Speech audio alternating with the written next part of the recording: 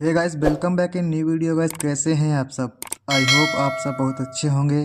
तो गाइस, आज के वीडियो में बात करेंगे अपने हम पैथोफिजियोलॉजी के बारे में, जो कि आपको सेकंड सेमेस्टर में एक सब्जेक्ट है।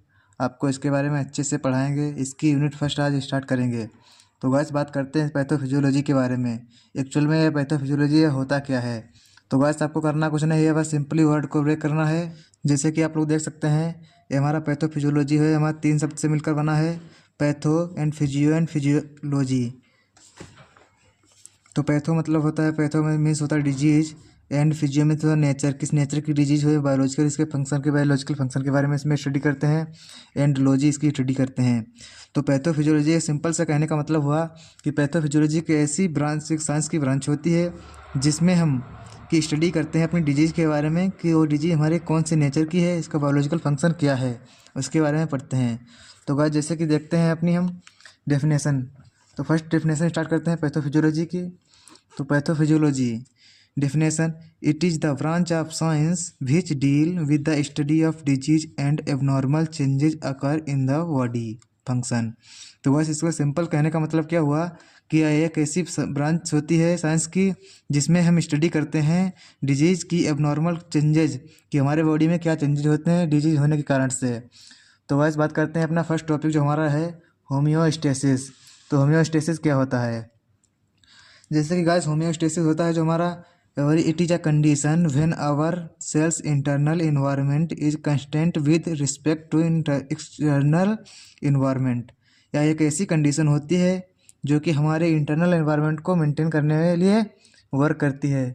जैसे कि हमारी बॉडी का इंटरनल टेम्परेचर की अगर हम बात करें, कि हमारी बॉडी का इंटरनल टेम्परेचर जो होता है वह 37 डिग्री सेल्सियस होता है। तो हमारा इसको मेंटेन करने के लिए हमारा होम्योस्टेसिस जो होता है वर्क करता है हमारे एक्सटर्नल इन्वायरमेंट के थ्रू। जैसे कि अगर बात करें कि हमारा जो होम्योस्टेसिस वर्ड है, जो कितने शब्द से मिलकर बना है, तो यहाँ बात करते हैं हमारा 2 शब्द से मिलकर बना है, होम्यो एंड स्टेसिस। तो होम्यो मतलब होता है same, and state same state. Stasis का मतलब होता है स्टेट, एंड होम्यो का मतलब होता है सेम। तो अगर बात करें तो it means staying the same bye maintaining pH, temperature, acid base balance etcetera. जो हमारा होम्योस्टेसिस होता है, इसका मेन पर्पस क्या होता है हमारा बॉडी में, जो हमारा मेंटेन करता है हमारा पीएच को, एंड टेम्परेचर को मेंटेन करता है, एंड एसिड बेस बैलेंस जो होता है इसको मेंटेन करने का कार्य करता है। तो अगर बात करें इसके मेन कंपोनेंट के बारे में, इसके मेन कंपोनेंट्स क्या होते हैं, जैसे कि हमारे यहाँ पर हमारे देखे गए हैं, जो हमारा होम्योस्टेसिस होता है इसके 3 मेन कंपोनेंट्स होते हैं, इसके बारे में बात करेंगे। जैसे कि ए फीडबैक सिस्टम के 3 कंपोनेंट्स होते हैं। ये feedback system mainly has 3 important components. और बात करें कि नंबर 1 पे हमारा आता है receptor, control centre and effector. तो हमारा रिसेप्टर होता है, एंड कंट्रोल सेंटर होता है, एंड इफेक्टर होता है। तो अगर बात करें कि हमारा नंबर फर्स्ट रिसेप्टर क्या होता है, तो जैसे कि आप देख सकते हैं रिसेप्टर के बारे में यहाँ पर डिस्कस करेंगे। रिसेप्टर के बारे में, receptors it is a type of sensor which detect changes in the body. Receptor का मेन पर्पस होता है जो हमारे बॉडी में कोई भी चेंजेस होते हैं इसको डिटेक्ट करने का कार्य करता है, कि हमारे बॉडी में कोई भी चेंजेस हुए हैं उसको पता करने का कार्य करता है हमारा रिसेप्टर। एट देन हमारा एक इनपुट सेंड करता है हमारे ब्रेन को। तो बात करते हैं हमारा कंट्रोल सेंटर क्या होता है। कंट्रोल सेंटर होता है जो हमारा ब्रेन होता है, सेम ब्रेन को कंट्रोल सेंटर कहते हैं, कि it receive the message from the receptor. जो हमारा रिसेप्टर से होता है मैसेज को रिसीव करता है। It compare the condition with the normal value, and then normal value से कंपेयर करता है, कि जैसे कि हमारी बात करें जो बॉडी टेम्परेचर की, अगर एग्जाम्पल के लिए बात कर लेते हैं कि हमारा बॉडी का टेम्परेचर जो हमारा 37 डिग्री सेल्सियस होता है नॉर्मल होता है। अगर इसने हमारे रिसेप्टर ने मैसेज सेंड किया ब्रेन को कि हमारे बॉडी का टेम्परेचर जो है बात करते हैं 40 डिग्री हो रहा है, तो पहले हमारा यहाँ से एक कंडीशन को कंपेयर करेगा कि कितने चेंजेस हो रहे हैं। देन डिसाइड करेगा कि what action should be taken, कि मुझे क्या करना है। Then it send instruction to the effector. देन ये हमारा इनपुट सेंड करेगा हमारे इफेक्टर के लिए। इफेक्टर, तो इफेक्टर का मेन पर्पस क्या होता है, मेन कार्य क्या होता है। इफेक्टर होता है जो हमारा it help to correct the changes and bring the body back to normal condition. Effector जो होता है हमारा, इसको कोई आउटपुट मिलता है देन हमारा इसके अगेंस्ट काम करना शुरू कर देता है, जब तक कि हमारी बॉडी जो है नॉर्मल कंडीशन में आ नहीं जाती तब तक के लिए। जैसे कि अगर बात करें effector, it help to correct the changes and bring to bring the body back to normal condition. अगर बात करें यहाँ सिंपल फ्लो चार्ट से समझें तो आप देख सकते हैं सिंपल फ्लो चार्ट यहाँ पर बना के रखा है।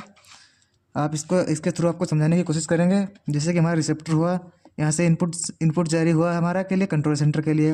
रिसेप्टर ने एक इनपुट सेंड किया हमारे कंट्रोल सेंटर को, जैसे कि हमारा कंट्रोल सेंटर हो गया, इसी ने फिर एक आउटपुट जारी किया हमारे इफेक्टर के लिए कि हमारे बॉडी में कोई चेंजेस हुई हैं उसको आके वहाँ सही करो जा करके। तो हमारा इफेक्टर होता है जन, तो जो हमारा इफेक्टर वर्क करता है हमारा जब तक के लिए ब्रिंग टू नॉर्मल कंडीशन, जब तक के लिए हमारा नॉर्मल कंडीशन में हमारा वो नहीं आ जाता है तब तक के लिए। बात करें फीडबैक सिस्टम के बारे में। फीडबैक सिस्टम क्या होता है कि फीडबैक सिस्टम का मेन पर्पस क्या होता है। Feedback system is a process, एक ऐसी प्रोसेस होती है by which the body control and maintain balance by responding to changes. हमारा एक मेन कार्य होता है। इसका मेन कार्य की बात करें, यह एक हमारा होम्योस्टेसिस का कार्य पे वर्क करता है बाय रिस्पॉन्डिंग टू चेंजेज, जो कि हमारे बॉडी में क्या चेंजेस हो रही हैं उसको डिटेक्ट करता है एंड देन उसको बैलेंस करता है। जैसे कि अगर बात करें, it check what is happening in the body then take action to keep everything normal, कि हमारे बॉडी में कोई भी चेंजेस हुए हैं उसके लिए उसके थ्रू हमारा एक्शन जारी करता है एंड उसको नॉर्मल कंडीशन में फिर से कर देता है। अगर बात करें इसके टाइप की, तो हमारा ये 2 टाइप का होता है, positive feedback system and negative feedback system. जैसे कि आप यहाँ देख सकते हैं, it is 2 types, negative feedback system and positive feedback system. तुम्हारा निगेटिव फीडबैक सिस्टम क्या होता है एंड पॉजिटिव फीडबैक सिस्टम क्या होता है, तो इसके बारे में यहाँ पर डिस्कस करेंगे। जैसे कि आप लोग देख सकते हैं पॉजिटिव फीडबैक सिस्टम। तो पॉजिटिव फीडबैक सिस्टम क्या होता है, a positive feedback system is a mechanism in which the response increase the original changes instead of stopping it, कि एक ऐसी कंडीशन होती है इसमें हमारा पॉजिटिव फीडबैक सिस्टम में हमारा जो होता है इंक्रीज करने का कार्य करता है। जैसे कि when anything is decreased in our internal environment then it is try to back into its normal situation by increasing it, कि हमारे बॉडी में कोई भी चीज़, जैसे कि हमारा टेम्परेचर का अगर मान ले हमारे बॉडी का टेम्परेचर डिक्रीज हो गया है तो हमारा पॉजिटिव फीडबैक सिस्टम वहाँ पर वर्क करके हमारा पॉजिटिव टेम्परेचर को इंक्रीज करेगा।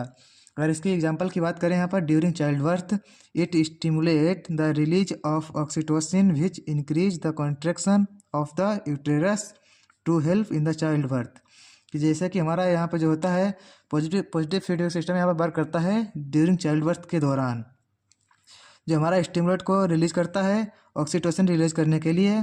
तो हमारा ऑक्सीटोसिन जो होता है हमारा इंक्रीज कर देता है कंट्रैक्शन ऑफ द यूट्रस के कॉन्ट्रैक्शन को इंक्रीज कर देता है and then help child birth, हमारे इजीली से चाइल्ड बर्थ हो जाती है।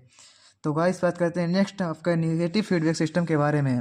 निगेटिव फीडबैक सिस्टम क्या होता है, जैसे कि निगेटिव फीडबैक सिस्टम होता है इसमें डिक्रीज करने का कार्य करती है हमारी बॉडी।